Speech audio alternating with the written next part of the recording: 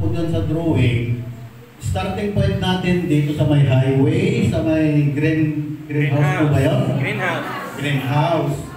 So, ang arrangement po dyan, hindi na natin sasabihin na batch 79, batch 80, kundi by batch po. Kagaya po ng explanation ni Madam Adila kanina, na by batch po. Huwag tayong hahalo doon sa ibang batch. Kahit hindi po magkakasunod yung arrangement ng by batch, basta buong batch doon sa linya. So, ang magiging ruta po natin, starting po natin is yung greenhouse. Papasok pa tayo dito sa may Tablan, sa Lumagi. Sa Lumagi po tayo meron po yung junction dyan, yung entrance na kakanan. Diretso, papunta po tayo ng Bentinilla. Ikot po tayo ng Nangkamarinan.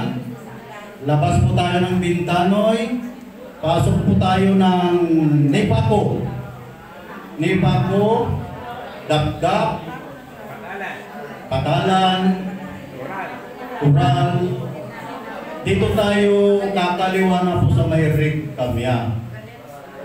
Red Camia, diretso na po tayo ng CIT. To parking area po natin yung lumang palengke. Yung sunod. Ganun po ang magiging. So makakaiwas po tayo ng traffic. Ang kailangan po natin doon, magkakaroon po tayo ng traffic committee siguro doon na magbabantay sa mga junction para hindi po maputol-putol yung linya natin. At ang gagawin po ng mga committee ng traffic, igagay po nila, igigilid po nila para yung flow ng traffic, dire-diretso po. So four lane naman yung ibang kalsada natin, doon po tayo sa outer lane. So, yun ang magiging flow ng pared natin. Maiwasan natin yung konti yung traffic. At naiwasan din po natin yung magdami ng hindi matratraffic po yung mga in and out na sasakyan. So, since na meron na po tayong hawak sa pared na traffic control, nandiyan naman po yung Delta Force. Kung magkulang din po, may sasuggest ko po siguro kung papayag sila, sir, meron naman tayong mga estudyante siguro, yung mga cut, na magpipisto lang dito sa mga kanto ng... Okay po. Okay, thank you, Sir Bien. Yun, tungkol sa traffic enforcement, coordinated ko na yan kay Paul Ganya, siya presidente ng DeltaCom. Yun, maraming miyembro yun. May kausap pa ako isang grupo yung PAC-G, 7G, karamihan. Kaya hindi na po natin gagamitin yung mga katuan officers. So yun po yung, alam niyo isa pa sa parada kung bakit inikot niya tayo. Para po magbalik tanaw tayo sa baryo. Marami na pong magagandang tanawin dyan. Yung po yun ang purpose niya. Yung pag-control ng traffic, secondary lang. Marami tayong groups na pwedeng tumulong. Ayun, si Sir Alfonso, may puntos. Ano ang sa atin? Sir, baka mag-feedback ang mic, dito ka.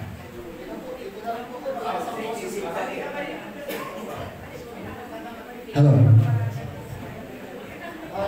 Address ko lang po itong question ko kay Sir Ken. Anong oras po ang start ng parade natin?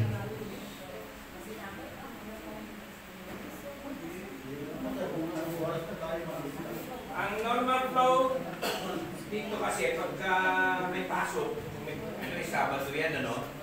Lang yan, normal lang yan. Ang problema kasi natin kung may pasok, mga estudyante. Pag Saturday, okay lang tayo, normal lang ang So ano pong oras? 8 o'clock. Hindi po ba late na yung 8 o'clock? Kasi baka mainit na po yung 8 o'clock.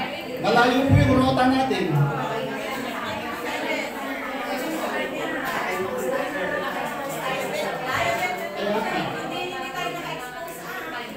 Hindi, may mga pan po kasi, may mga sasakyan na talagang open.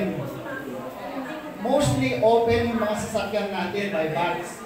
Meron man siguro mga naka 4 wheels, yung mga naka car, mga nakakotse, katulad nila Madam Manila, naka-blue lockdown, di ba? Mga naka-aircon, pero mostly open yan.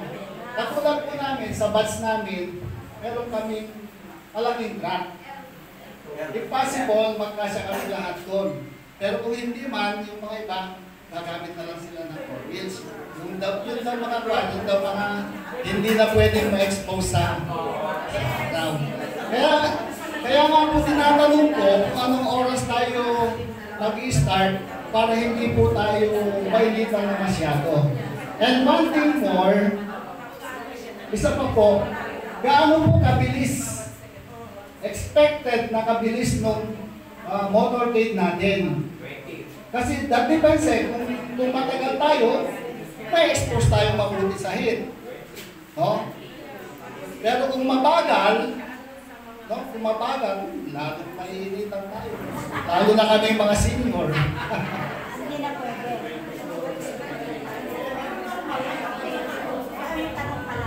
Alam niyo, ang Pilipino kilala. Pag namamasyal, meron palaging dalang tayo. Okay? Alam naman pala natin eh. Yung truck, kung walang bubong, ano palagyan na lang natin, may mga bubol naman na narere. O, di ba? O, ano pa? Siguro, isa-suggest ko po na ang call time is 6 o'clock. Doon na yung assembly natin sa greenhouse. So, kailangan po, 6 o'clock na doon na po tayo. Call time po natin yun. Ngayon kapag that is February 22 in the morning, ma'am. Yun. So, ganun po yun. A call time is 6 o'clock. And then,